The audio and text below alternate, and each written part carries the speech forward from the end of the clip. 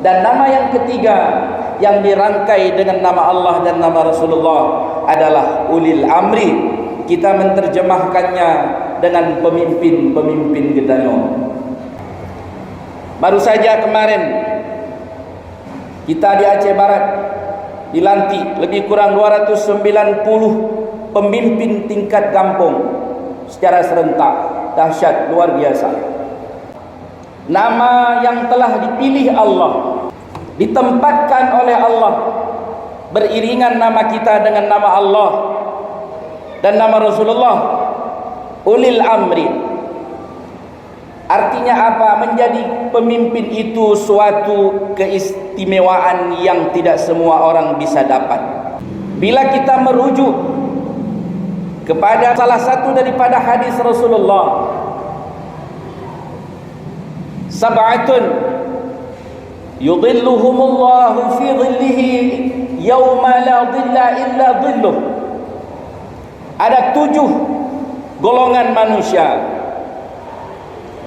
yang itu mereka mendapat naungan pada naungannya Allah, aras Allah, yawma la dhilla illa dhilluh, yang tidak ada naungan pada hari itu kecuali naungan Allah.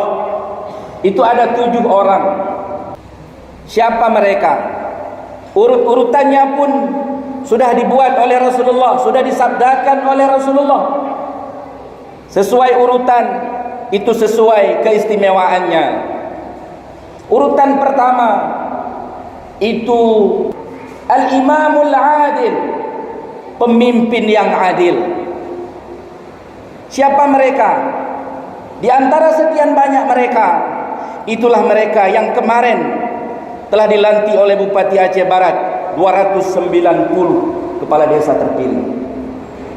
Khatib sering menyampaikan, siapapun yang telah dititipkan Allah amanah menjadi pemimpin, seyogianya orang tersebut telah dititipkan Allah satu tiket VVIP ke surga. Dalam hadis urutannya yang pertama adalah imamun adil. Baru berikutnya syabun nasya'a fi ibadatillah. Baruna pemuda, baruna urung agam yang hatinya qalbuhu mu'allaqum bil masajid. Urutannya setelah pemimpin yang adil.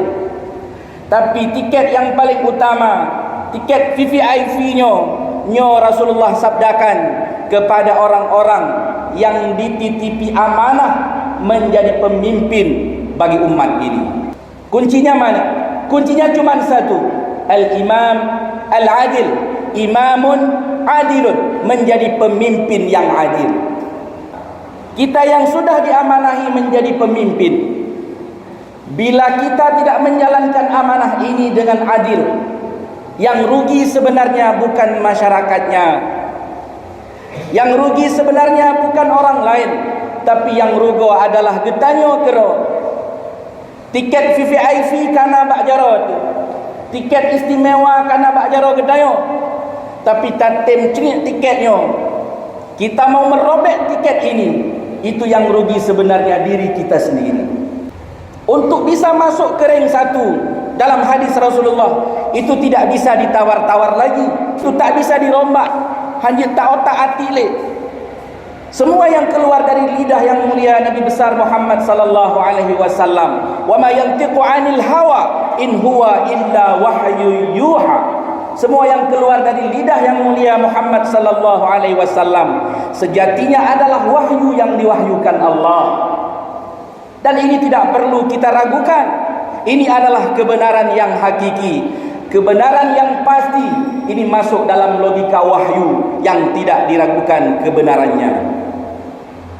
Pasti menjadi pemimpin yang adil, pasti dia akan mendapat naungan pada hari yang tidak ada naungan kecuali naungan Allah. Kepada para kecil yang terpilih yang baru dilantik kemarin 290, kita pasti bisa. Kita pasti bisa menjadi pemimpin yang adil yang diinginkan oleh Allah dan Rasulullah. Konsepnya Islam sudah begitu lengkap. Apabila ada masalah yang tidak bisa kita pecahkan, Al-Quran hadir, wa amruhum syura bainahum. bermusyawarahlah. Ayo para pemangku-pemangku jabatan di kampung, mesapat bermusyawarahlah. Wa amruhum syura bainahum. Bermusyawarah. Pasti di balik perintah Allah, di balik perintah Rasulullah itu ada kejayaan bagi kita semua. Berlaku adillah. Wahai pemimpin-pemimpin umat, ingatlah bagaimana doa Rasulullah dulu. Ya Allah, siapapun yang dititipi untuk mengurusi urusan umatku, siapa yang mereka itu memudahkan yang susah, lembut dalam bertindak, memberi solusi, maka mudahkan urusannya ya Rabb. Mudahkan segala urusannya, urusan dunianya dan urusan akhiratnya.